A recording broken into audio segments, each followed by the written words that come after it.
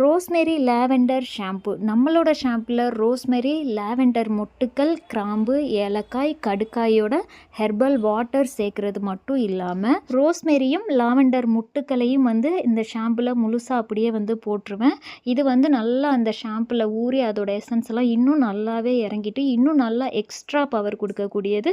இது அப்படியே தான் முழுசாக அதிலே இருக்கும். நான் இதை பாட்டிலுக்கு மாற்றின பிறகும் அதுலேயுமே இது இருக்கும்.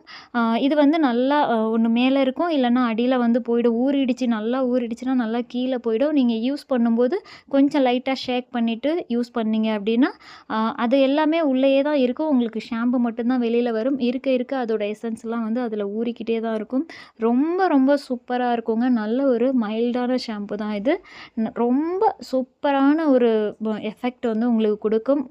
குளிக்கக்கூடிய கொஞ்ச நேரத்திலே நல்ல ஒரு பவர் கொடுக்கக்கூடியது.